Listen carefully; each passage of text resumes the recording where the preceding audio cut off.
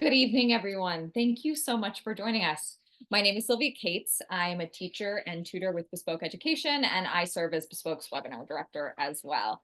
I'm so pleased to have you here with us this evening while we talk about getting to know the ISEE and SSAT tests. I think it's such a helpful thing to hear a conversation, especially if you're a parent going through the testing process for the first time, to kind of demystify this like big and very new step for your student.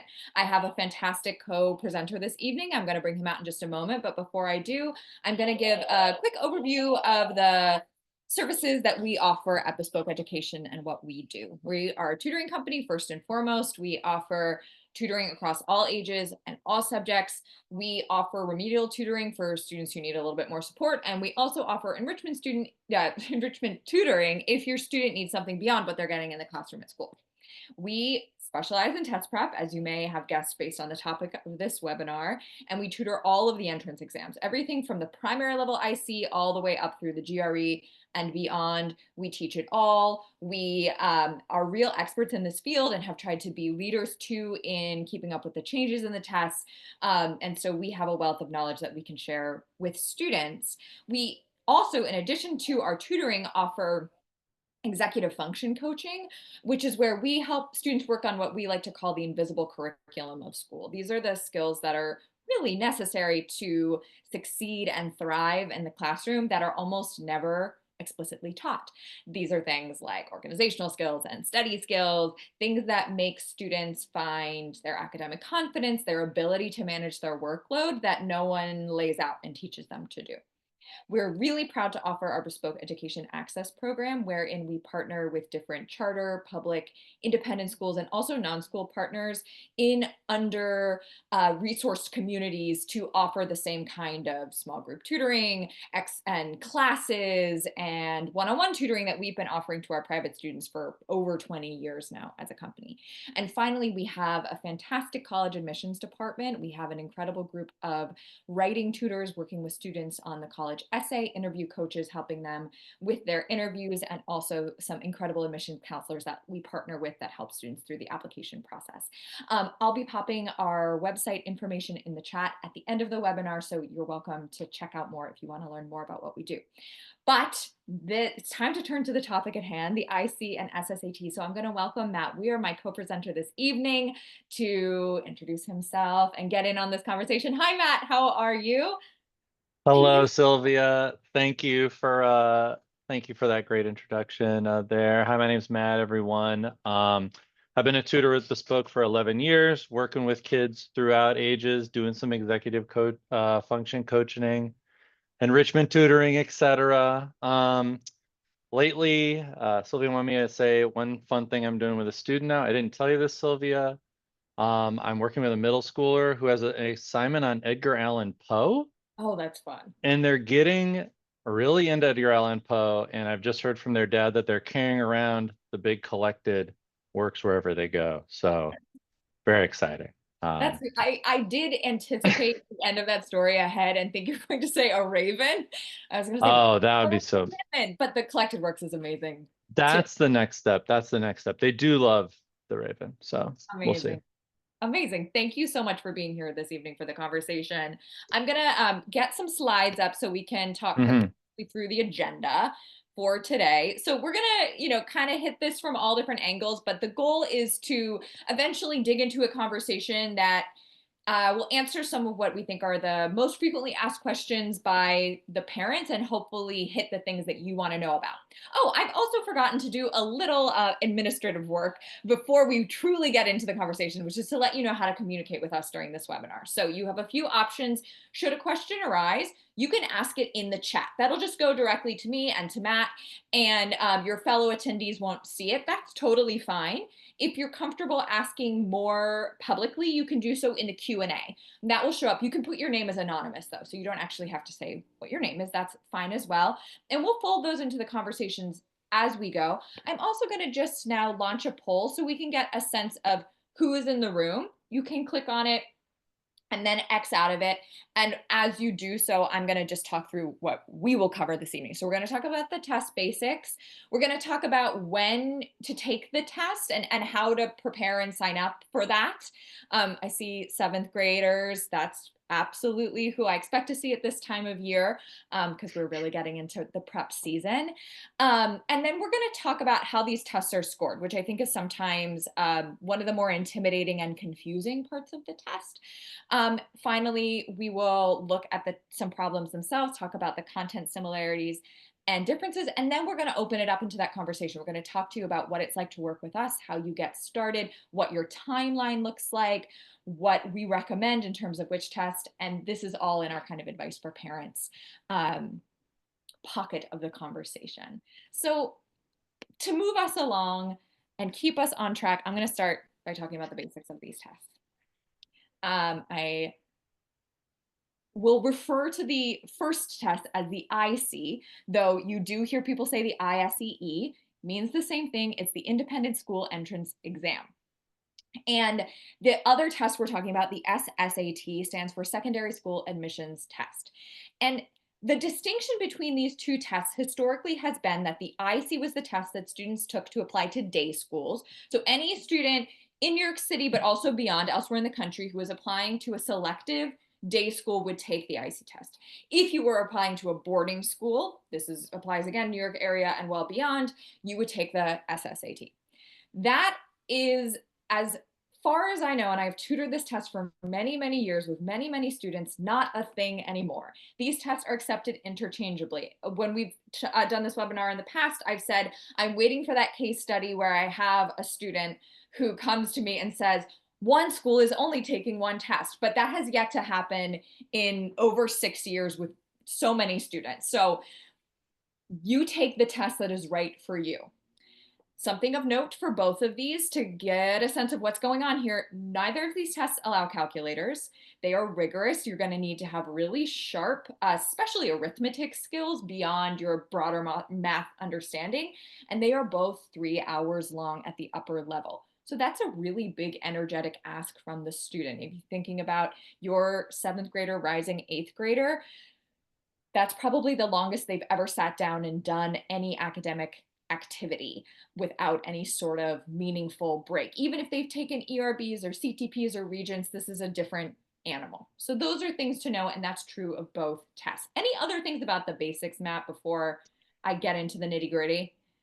I was just gonna say that I mean, in that 3 hours is the standard timing. Accommodations can change it even more. And again, this is just like that can be a different animal in terms of the patience and stamina required. Yeah. And that's another thing to consider too when you're deciding about using accommodations or not with your Mm-hmm. child. This is a big conversation and something that you can talk to an individual tutor about and our advisors and managers at the company as well. But the amount of time and the energetic ask is one of the biggest components of preparing for this test.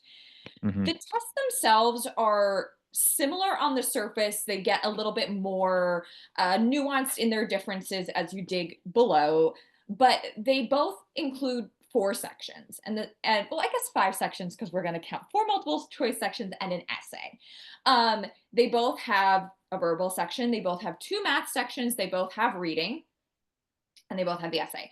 They are different in the order in which you get those sections, and that might affect which test is a better fit for your student. The IC starts with the verbal section. Then there's the first math section, which is called quantitative on the IC, which is a lot of word problems and math problems that are like a little bit more time consuming, a little bit more high level of thought, versus the second math section, which is faster with higher level of difficulty content wise. But before we get to that second math section, there's the reading comprehension section. Then we have the math achievement, and you finish with your essay. So let's say your student is someone who dreads writing and is not going to want to do it when they have no energy left. That's something to consider. Not a reason to forego the IC altogether, something to consider. SSAT starts with the writing. Then you have your first math section, your reading comprehension, then your verbal, and you finish it up with math. The SSAT also has an ungraded experimental section, which is short. I think it's 16 questions long, or has been in recent years. And those are questions that are just for the test makers.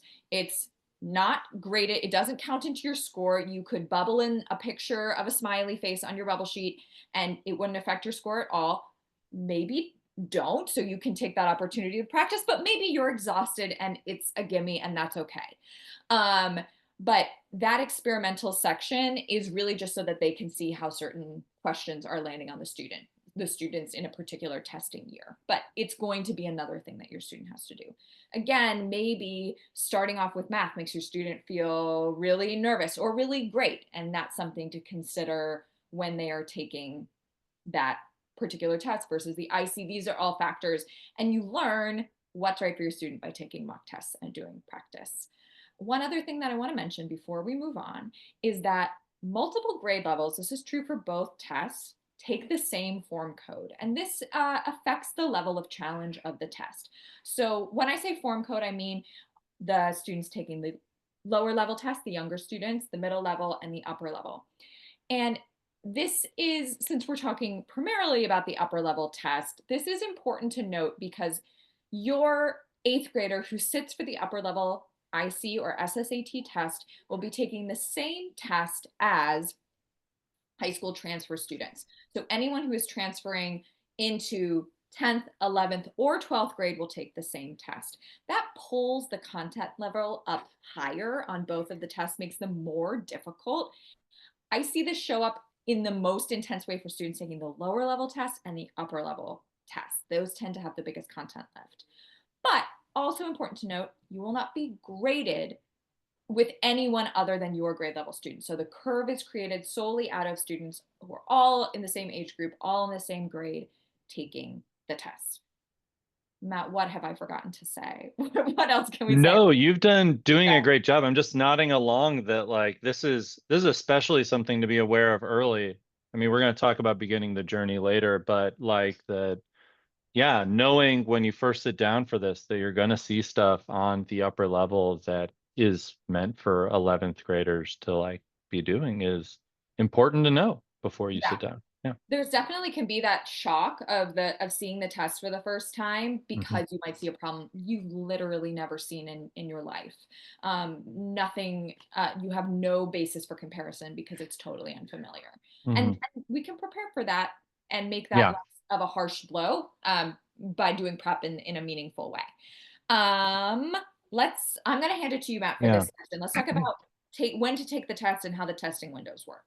Yeah. So the tests also have sort of I guess similar-ish ways of like registering for them, but with some big differences too. For the IC, you can take it twice, and as you see, you can take it once per every IC testing window.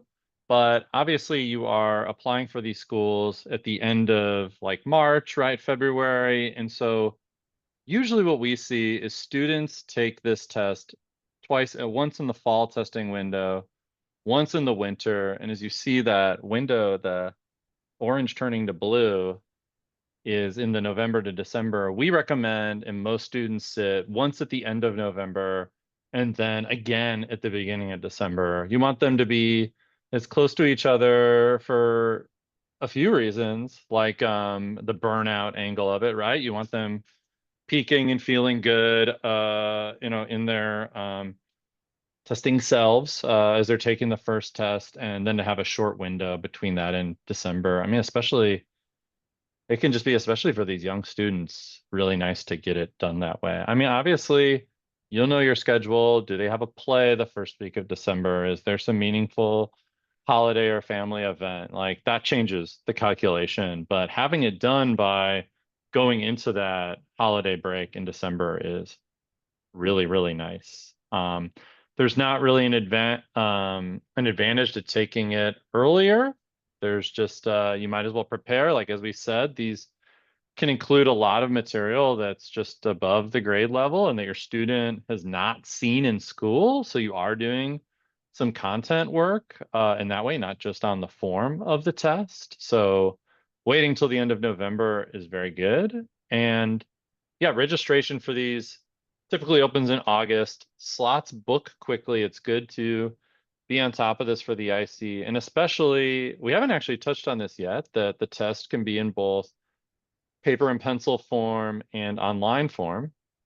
And certain testing centers there will have one or the other. So if you really have, if you know, working with your student, you want them to take, they want to take pencil and paper or online, you really want to be up on registration so you get that in the most favorable location. So I did I miss anything? Oh, yeah. No, I just want to jump in quickly about that registration piece of the puzzle because I'd say since online has become more common, since more test dates have been populated with online tests. Hmm. I every year have at least one or two students who want to take it on paper twice and don't get to take it on paper twice. And that affects the way that we prepare. And they have often done totally great on both because they Yeah. practiced for both eventualities. But as a word of to cultivate awareness for parents, if you're like, my kid needs to do it in this form, this is what's going to work for them, of either, just do it fast. Just like put Hmm. a calendar reminder for yourself to check on the websites at the beginning of August and see if you can sign up for a date. Yeah, because we don't know when in August it'll be Yeah. right now, but um, yeah, thank you for that, Sylvia. And then the SSAT is a little bit different here, where you can take it up to 6 times a year on their testing dates, plus this one flex test per year. So really, which is a floating different test date. So you could take it 7 times. I mean, I think taking it the twice like the IC is generally what we see students do. Please don't try to take it 7 times. But that is there available. And it follows basically the same timeline as the IC because you're gearing up for, right, that end of winter application season. Yeah. Or winter application, I should say. I'm just gonna Also the pencil, don't please. take it 7 times. Don't do it. It's too much. Yes. Yeah, and there's the pencil and paper versus online world there. Yeah. Great. Let's talk about the scoring. Can you break this down for us, Matt? Yes, yes, yes. So again, the scoring is a little different at both. For the SSAT, you have those letters SAT in the name, although it's not College Board affiliated like the SAT is, but it has a similar scoring system in that your raw score, it goes into a black box of an algorithm and it comes out as this scaled score. Um, as it says on the upper level SSAT, you start out at 500 per section. The two maths are counted together as one, and the three, then it comes out as 800 per section for a 2400 top score, which looks a little like the SAT, especially when it used to be out at 2400, not 1600. Most selective schools, they want this 2150 plus number. The middle level and lower level, the scaling score is a little different. It's adjusted. The top scores are at 2130. These numeric numbers, they they matter, but most schools are looking at this percentage here because, yeah, again, these are all scaled. The percentage tells them more. And so 80th percentile and above is often a common good goal for these tests. Yeah, the IC does it completely different here. They don't use the scale or anything, but they do transform your raw score into something called a stanine. And the stanines go from 1 to 9, where 9 is the best score. And so the top score on any of the ICs is 9999. The most selective high schools, they want to see that's a 7 plus. Those are nice. But again, this is all loose in a certain sense. Fives or sixes might not be deal breakers, especially when there are two other nines out there, etc. This really is it. Yeah, again, just like the SSAT, there's a little more going on than just that number by itself. And mid-range schools, want to see at least fours. And the next slide will actually give really useful context to these. Sorry, Sylvia, did you want to add anything to that before we moved You on? talk about this and then I have a thought or two to add Ah, into okay, it. okay, It's cool, important cool. to build. So this is a way to sort of visualize the stay nines on the ISEE test. And I think a big reason why uh, it's not so in stone that like the score they're looking for an 8 or 9 necessarily is because look, there's this band of percentages here per, and it's bell curve shaped here where the 9 stay 9 is worth it's 3 percentage points, right? We can see that 3% get this 9. It goes up and up and up until you get to the 5 where that range is 19%. The 4, 5, and 6 bands together make up this very large proportion, like a 54% portion of the whole graph and of all the scores. So this is useful to know that like, hey, 4 is like, these 4s and 5s are like pretty middle, these are in the middle of the pack of students. And also that moving from one to the other at that point can be quite a trek. If you choose the ICE and your students working through it, they could improve 18 percentage points, right? And get that many more right and still be at the 5, stay 9.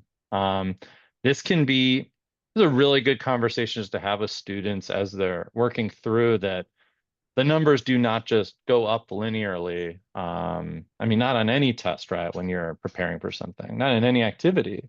So it's important to be mindful that these can go up or down in a somewhat in a fashion that's not just 1, 2, 3. Yeah. I think this So, visual is super important and helpful because we need to contextualize that big middle section yeah. and why it is sometimes really slow to move a score if we're starting in that section. So we can think about goal setting in terms of more correct answers, or sometimes more correct answers in one section, which then leads to more incorrect answers in another because your energy is focused in a different way. Working on tests like this, working on standardized tests can be a little bit like playing whack-a-mole. We're going to hit one and then something else is going to pop out because we weren't focusing on it in the same way anymore. And so if we're setting goals in such a way, especially for young kids, this is super psycho-emotional, this whole experience. So it's not just about the score going up every time or even the number of right answers going up every time. It's about what did we decide we were going to work on for this practice, for this mock test, for this round. We decided we were going to get all the triangle problems or as many as we could write. Like that kind of goal is really helpful. And having this as a basis to remember this is what's happening with the scores, this is why it moves slowly is important.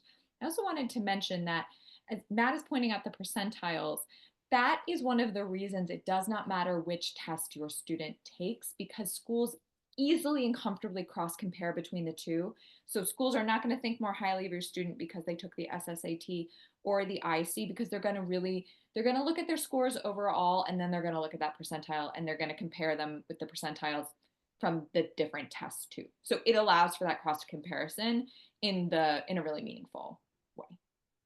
Yes. That's a very important point, Sylvia. Thanks. Yeah. And to piggyback on your on like that this is this way we do tutoring by concentrating on one area at a time. It's like we can think of it as this is our proof of concept. You've now done the thing you wanted to do in the verbal section. So now we can concentrate on something else and work on putting it all together in a test later. Because yeah, the form, the 3 hours, the multiple sections, the sitting down on a game day and having to do it then. I mean, these are all really, really important things that they're also learning, not just the content. Absolutely. But let's talk about the content. Mm. Let's talk about what's That's a going good on. segue. Yes, Thank that's a you. good I segue. really felt that one right in the pocket. I'm going to talk about similarities in the verbal section first. And this also is something to bear in mind if you want to give your student a little bit of time to feel out the two tests before they decide on one. There's some stuff that you can be working on that's going to serve both.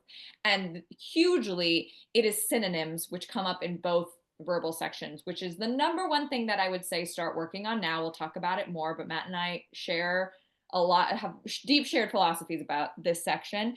Your student is going to be asked on either test to look at a root word and then identify the word with the closest meaning.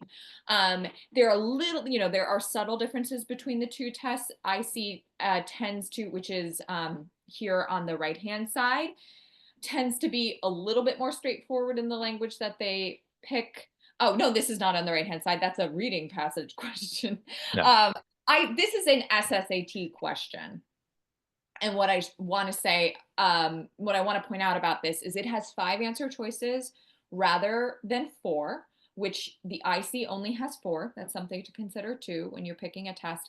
And they tend to be, the answer choices tend to be a little bit of slightly further step from the root word than on the IC, where it will be like a clearer one-to-one. You might have to be able to recognize a synonym and like a slightly subtle relationship between the two words. But studying vocabulary is going to do the work for you in both tests. The other verbal content similarity is actually the reading section, which is what we have here on the left-hand side, which is they're both going to include approximately 6 reading passages with about 6 questions per passage. They're going to have the same kinds of questions. Those are going to be main idea questions, detail questions, inference questions, vocabulary and context questions. Historically, the SSAT has been harder in terms of the actual text itself, but shorter passages. And the IC is more straightforward text, but quite long passages. And they have gotten as long as I've had students report back 90-line passages in the last few years. And so that is, if you are a student who can really read for depth, SSAT might be a great choice. If you've got a fast reader who can absorb a lot of content, maybe IC. On the flip side, if reading a long passage is going to be very overwhelming, that might be a slow score to move on the IC because the texts are really quite long. Anything that you'd want to add about the content similarities in the verbal and reading, Matt? Yeah, and I would just say that like these preferences that we might guess out of a student for which kind might end up being quite different actually when they actually take it. So letting them take these tests without the and seeing which also they prefer, which they gravitate toward. Because even though they're similar, just like Sylvia said, there's these little differences that can be really powerful putting the student in that position. Yeah. Absolutely, yeah. We'll talk more about how do you choose which Yes. test Yeah. later, but like that's such an important point. Can you highlight some of the content differences for us in the verbal? Yeah, absolutely. And so, yeah, just like how Sylvia said that on the SSAT, there's this like sort of relationship and context being used. The SSAT, as part of their verbal section, has these analogies that are part of it. And this is such a great example of one here because we have onions to sauteing, and then we have a bunch of food to a way to prepare them. Well, the answer here, I won't let you all, we won't take too much time with this, but the answer is B because it's the other cooking one. The rest are using some tool without fire to make it. But so there is this subtlety to it that when a student is into this, can be very powerful and really can make the SSAT a lot of fun in a way. Where the IC has these sentence completions, which also are very context based, and often have like some sort of evidence within the text that can help. So these are often, especially in that IC, like this can be a nice reprieve from the synonym for the student. I mean, these both are in a certain sense, although obviously some really specialized language can come up. On the SSAT analogies, you probably want to know what a baby swan is. Do you know it's a cygnet? Like that really can help. Yeah. Yeah. So that's, oh, sorry. Yeah, Sylvia, Oh, adding anything there? just like the vocabulary, including like some slightly obscure nature vocabulary, but the vocabulary in general on the analogies is often very advanced too. Mhm. That can add to the challenge level there. but there can be a way of choosing the right one just by knowing that four are wrong. Again, this is a content inform area. And speaking to that on the math, Sylvia, right, is our next slide. Yeah. So we've got a couple things that make the math distinct in these two tests. One is that we have two different math sections on the IC. We have quantitative reasoning and math achievement, as I mentioned earlier, whereas it's just math on for both sections on the SSAT, which is why you have one combined math score versus two separate math scores on the IC. And the over here, up in the left-hand corner, we have an example of the end of the quantitative reasoning section, which is a part of the IC that I actually think is really fun when you learn how to do it, and it's a learnable skill, which is called quantitative comparisons. And the student is handed up two mathematical things in columns. So we've got column A and column B. In this case, we've got x squared versus x to the third. And it's the student's job to determine if column A is bigger, if column B is bigger, if they're equal, or if there's not enough information given in order to determine that. And so having a really wonderful sense of number properties is really important. Being confident with what is fixed and known versus what is variable in algebra is really important. And it's a very strategic section. You can learn to do it really fast and well if you have the right tools. And so Mhm.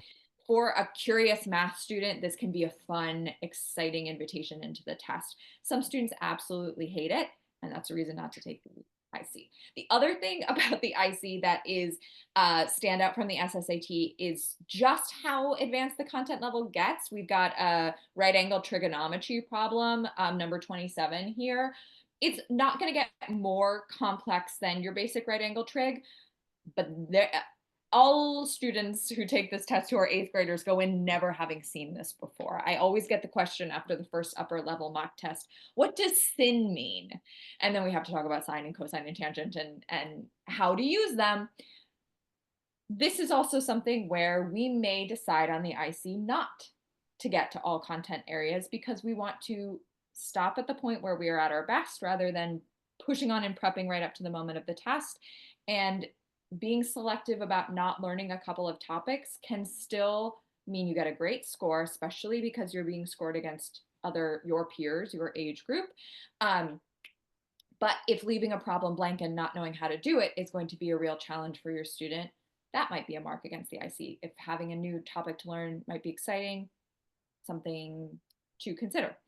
SSAT math tends to be more straightforward. 16 here is a pretty straightforward word problem. The only kind of trouble in it is you just have to read carefully to catch the exact question. That's a hallmark of the SSAT. It's a very language-based test.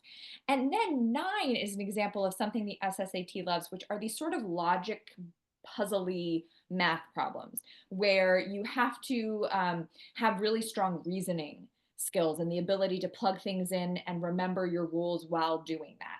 That's a great match for some kinds of thinkers, less so for others. So these are things to look out for. And any other math related things that are worth mentioning? I was just gonna say that there is also, I've definitely seen students like, who are rising ninth graders, or eighth graders taking the upper level and you teach them the one thing about the trigonometry, and then they're like, I can do this 11th grade problem. Like there is this like also wind that can get behind their sails, right? When they know SOHCAHTOA and now they can do this. So again, yeah, sometimes you're really making, and again, this is such a great thing for the student to see and be a part of, that like this test is not a test of my intellectual abilities. This is not what the score means. It is like it is how much I know this test and how it is how I do on this test. And so talking about what to learn, or what to try to get, when you see it in the wild, what are you going to do is really, yeah, one of those developmentally useful parts of the test tutoring process too. Why it has to be specific to the student because it's so personality based. I had Hmm. a Hmm. reminded me that I had a middle level student, maybe in my first year of teaching, who had to learn slope and, how to do linear equations for his test, and he loved it. And then when it came up in his math class a year later, he had his mom email me and say, like, we got to it and I remember how to do it. And it was like, that was so wonderful, and had felt like a real invitation to him, because he's just that kind of kid. That was his temperament. So it's about who is your child, and that is Hmm. a huge factor in terms of which test is right. Let's talk about the last section, the essay, for the test, Yes. about what's similar, what's different, what's going on with the essay. Yes, the last section, which could be the first, right? Which Oh, also just makes this different. We know what you meant. I wasn't saying that you funny. were A wrong about little that, bit. Sylvia. But right, but that is a big difference in it too. I mean, and the big difference here is just what we see. Right here is that the question on the IC is kind of rather, this is a great example, IC question. Who is someone to whom you look up to? Explain why you feel this way. I mean, they're very, what you would expect on like a college application or interview. They're very personal based and allows the student to talk about themselves. And you get one of those personal essay prompts on the SSAT, and then you get this general one that allows you to write creatively and to write, yeah, write creative fiction, which again, it is a lot like, I feel like we're saying this over and over with, well, with the IC2, with like the different columns and that part of the math, but that there's this almost very different side of the SSAT view that some students really gravitate toward. And this is another one where you can, yeah, take a prompt in a creative direction. And really, though, these tests have the similarity in that this is for the schools a smell test of seeing, oh, how does this compare to the other pieces of writing that we're seeing from them? What can they do spontaneously? And so what they want to see is that you can write spontaneously with a beginning, middle, and end, and make your ideas heard and write, yeah, and write sort of a really nice rough draft of something and prepare it in this limited time. It's always better to write more on these and not finish than write less. Yeah, they want to see you filling out and just what you can write. Yeah. Yeah. Anything to add to that, Sylvia? It is, I cannot overstate how important it is that your essay be legible. It feels a little silly, but it is, if they can't read it, they can't read it. They can't use it. It doesn't become a part of the broader picture of you that this test provides in the context of your application. And so practicing writing by hand and practicing writing by hand, if that's what you're going to do, unless you're have typing accommodations or taking the online test, but practicing writing by hand when you're already fatigued, perhaps from doing the test, is key, because it has to be legible. It has to be a good, clean, rough draft that is legible. Not perfect, but legible. And one last thing I say to students all the time is, think of this like a back pocket essay. You don't know the prompt you're going to get, but you know the kind of prompt you're going to get. So you know how to write about someone you admire, you know how to write about a challenge you've had. That's the sort of thing that you can practice, so that then when you get that test day prompt and it's, what is an experience that taught you about a different kind of person, you've practiced writing about people, you've practiced writing about experiences, you can pull it together, you can pull it out of your back pocket, and it's not going to be a super heavy lift. Excellent. Yeah, absolutely. And yeah, just the legibility and how that could affect your choice of the online or pencil and paper. I mean, I feel like brings us to talking about how do you choose, right? What is Let's talk the about it. choice to Let's make? talk, share. Yeah. What, Matt, can you, since you started us off on this conversation, can you talk a little bit about, like, how do you choose SSAT versus IC? Any thoughts about how you choose online versus paper? Like, where do you begin this conversation with a parent, with a student, when they're like right at the beginning of their journey? Yeah, I think especially, I mean, you've all seen how there are clear differences in these tests, and they may seem to, students may seem to gravitate toward them by what they're interested in, but a lot of times you can't guess that. And having a student take like a diagnostic or part of both of them and then make the choice themselves is often just, I find, really, really useful. You get the student buy-in, they're making the choice, they're in control. There are, even if the scores are a little bit different, that sort of washes away after a lot of the tutoring. I mean, it would really have to take a dramatic difference for it to really be a good reason to do one or the other. And so I do just think following the student there is really, really useful. And it pays off. And I think if you start we're talking about starting this process now, that's why you're all here. If in a month and a half or 2 months, sometime over the summer, they're saying, I actually think the other one might be right. Okay. A lot of these skills translate to the other one. Even if you're learning like some of these words for the analogies, in the SSAT, and you move to the ISEE, that can all help with reading context, etc. too. It's not, none of it is lost. So the choice is, yeah, there's some flexibility there. We, Sylvia. we've been mentioning these little subtle things that might make a student like one or the other. What order do I like to do things in? What style of question? The voice of the test? That's all really, really important. And I think there used to be, when I started tutoring, you would hear a lot of IC is for math students, SSAT is for verbal students. And while I Mm-hmm.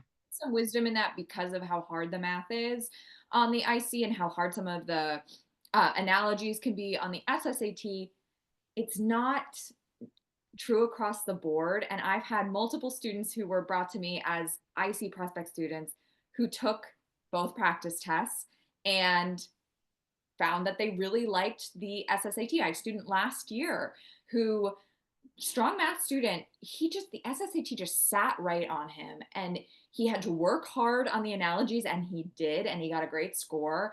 And he was willing to work because he felt more comfortable with the test, and he was like ready to hit that content area that was more difficult. I'm seeing a question in the chat about like what is the diagnostic to determine which test to take. I think you can do a couple of different things, like getting some prep books and doing some practice problems. This depends on your time and what's available to your student. But if you have the time, the most helpful thing would be to have them take a full mock test of each. That could depend on their age, and if you have a younger kid, maybe you don't want them to sit for two full mock tests back to back weekends. But um, spread them out, have them even do a middle level. Matt and I are both big believers in doing a Yeah. middle level mock as a good determiner, especially if we're just interested in like the style of the test. That's going to feel the same. But that way, they've had the experience of slogging through the whole thing, and then afterwards they can say, "Oh, I felt so much better doing X or Y," or they're kind of the same. I don't really care. Yeah, when I use the phrase diagnostic there, and again, like you said, like the full mock test give the clearest picture, but also cutting up like a practice test or something from the front of some of these prep books, can give a student a real taste of what the different just kinds of questions are, and that can be really useful too. Yeah. I want to say a couple of things. We're getting close to the end of our time, and we've got a few more topics to hit. But I want to say a couple of things about determining um, online versus in person, and that's also about who your kid is, and you know who your kid is better than anyone. Is it super hard for them to focus on a screen, or do they take tests on computers at their school all the time? It's the only way they test anymore, and being on the paper is going to be hard for them. The the biggest challenge I see with the computer tests are with our youngest students, where they stop doing any work on paper because it's just on the screen, and then they do everything in their heads, and that's uh, sometimes a really big impact on their accuracy, especially in math. So we got to practice like we play, and practice having the kid work on, do their work by hand if they're taking the test on the computer. But if you are torn and feel like your kid could do either, have them practice both, talk to the tutor, and um, it's about their comfort. Where are they going to Hmm. excel? Yeah, it's And a very good point. just to answer the question about purchasing a book with a mock test. So Bespoke, our company, does offer mock tests and has test prep materials. And then there's any number of other test prep organizations too. If you want to see more books, if you want to, because no one book is ever going to be enough. But you can go to the testing section of a local bookstore or on Amazon, and just find yourself some materials. But we sell our books on our website and in our office as well, and they have a good sampling of questions that are reflective of the test. You mentioned starting now, Matt. Student comes to you now. What happens? How are you going to set them up for their preparation and getting into the summer too, which is a huge factor. So yes, I think that let's say like we're taking the mock test, and yeah, I think often for those going to do the upper level, starting with a middle level is a good idea for the first mock. Like you said, it gives you the style, so you know what that's like, and it just doesn't have the, well, I froze up on this part of the question because I'm just finishing up seventh grade. Okay. But so it can be really useful for that. For some students, doing a little meeting with a tutor before those practice tests can be really useful just to say, hey, this is what it is. Look at this. Make sure you read all the answer choices, just like some very general level test taking skills, especially for students who don't do a lot of standardized testing as part of their school. That could be very useful for making the mock test Yeah. useful. So that's again, knowing your student, knowing your child. And so I guess when you have those practice tests in, you think you've chosen one of them. Well, the advice for the summer, I think, is very simple. It's read, do a lot of reading, try to read something that your student finds a little difficult, like a little like maybe at the top of what they would pick, like that can be really useful. Again, context and reading and finding out words versus context helps on like all of these sections. um and then vocabulary. I mean, Sylvia, do you want to give our vocabulary speech? I don't Our know. vocabulary speech. It's one of my favorite things to discuss. um We are paper flashcard evangelists, Matt and I, and we will sing their praises far and wide. And students should be making them and taking them to camp. They should go to yeah, camp. They should do their summer programs. They should have a time. exactly, They should yes. mostly forget about class prep, except for reading a book that they enjoy that's keeping them reading, and for studying their paper flashcards with a friend. Often there are other kids who are also taking these tests a couple times a week, drilling those flashcards. There is nothing like having that physical stack of cards and coming back and being able to set them down and say, I know all 50 of these words. Yeah, and then when your student gets to, if you put that into place, practice early, by the time your student's getting to mid-November and they have, I mean, I've seen some big stacks of flashcards, and it just is like a physical piece of confidence for them, right? And it's just really, really, really helpful. So yeah, those two are the big things for what to do now. And then yeah, when you get back, all, I don't know, mostly I guess suntanned is something I think of happening at camp, right? Maybe not, who knows? But then you're getting into the work of like getting back into the question types, etc. Yes. And that's when we might be picking up to 2 sessions a week. We Mhm. might, or one 90-minute session. We're going to be hitting the content really hard. We're going to be seeing what you're learning in school. Like, what's the syllabus going to be for math in the fall? Because maybe we can cross off some of our topics because you're going to be learning them in school and we can just brush them up. Get really comfortable with the strategy and start taking regular mock tests. So it's a initial, getting that started, getting the relationship established, getting some mocks, summer, off or partially off with that prep on your own, and then the focused work. The goal is to really be at your peak a couple weeks before the test. So all we're doing is maintenance. We're a sponge at full absorption, but we're not leaking out, the information because we're so exhausted, and really like ready to hit the test right on.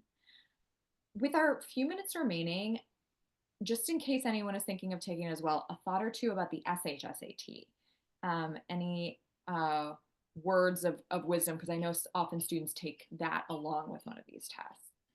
Yeah, well, I mean, it's had a more, I guess it's gotten back to being predictable after sort of the pandemic, but predictably being in the fall, often kind of right before this test. And then, yeah, it's just it can be a different beast in that one, especially I feel like for the students, it is commensurate. I sometimes feel it's harder for those students than like the SAT eventually is for 11th graders. It's a difficult test, and you get that one shot. I think it's like, I think it's nice if you're actually preparing to do that, to be doing one of these also, because then that's not just where you're putting all your eggs necessarily. Yeah, Yeah, it is going to be online this year too, which is something to know. It's a that's digital test, so that is first first year, right? first So yeah, first first year this year. time. So that is could be another thing you think about in terms of whether or not your student takes their other tests online. Maybe they want to do all their testing online. That could be helpful. We have one more question, which is what types of books do you recommend that students read over the summer? Any thoughts about book recommendations? Edgar Allan Poe? No, I don't really anything that they'd be interested in. Yeah, like you had said earlier. I said this thing about the difficulty, like that could be nice, but you really just want something they'll read too, like nonfiction, fiction. It's all something older, something new. It all will be helpful. Just keeping them reading and keeping them excited and interested in reading is good. Yeah. I mean, I have seen that like a biography, like I feel like I've seen so many students go and read like a New York Yankees player's biography, autobiography over the summer or something, like getting that nonfiction, a different like, sometimes they're from another country and you learn about something like that. It can really be expansive, and it's good to have that sort of expansiveness as you tackle this. If your student is a graphic novel lover, I might push them to read something that is more text based. Graphic novels are great and have tons of merits, but they need to have their brain trained to sort of keeping focus through a bunch of text on a page. Hmm. Maybe that means that they take their summer reading books with them to camp and they read them more gradually and consistently over the summer rather than reading them all in the last 2 weeks, because that's going to have a bigger impact in terms of like building their focus and attention with text. But if they can pick a book to read for pleasure, that's really the dream. That's the best. It's the dream. Um, I want just say thank you Matt, so much, Matt, for being here in this conversation this evening. It's such a pleasure to talk to you about this stuff, and I wondered if you have any final thoughts that you wanted to add or words of wisdom to share with our audience.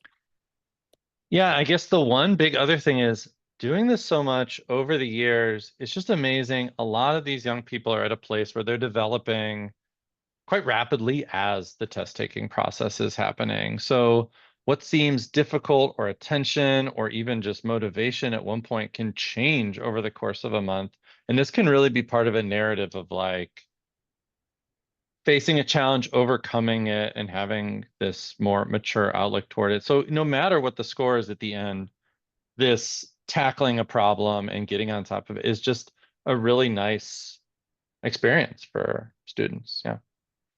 They grow Seeing up so students really change. much. Yeah. They really do. And it really is about supporting them through their growth. That's what we're here to do as teachers. And so, the advice that we offer today is in the hopes of making it the most nourishing, enriching, positive experience possible as they do a hard thing. It's a hard thing, but it's doable. And getting support for your student in it is one way to make that more so. I've popped our contact information in the chat with that in mind. If you want to contact us at the company, ask about tutoring, get more information, give us a call. That's totally free to do so, to get a little consultation and ask your remaining questions about mock testing, etc. You can also check out our website, bespokeeducation.com. And if you liked this conversation, you want to share it with other people, you'll get a recording. Spread it far and wide. We are a word of mouth company, so that's really helpful to us. And I wish everyone a wonderful evening and a great start of this high school admissions testing journey. It's a big one, but there's like really a lot of great stuff to be gained along the way. So thank you so much for joining us. And thank you so much, Matt. Everybody have a great night. Have a great night. Thank you, Sylvia. Always good to talk to you. Likewise.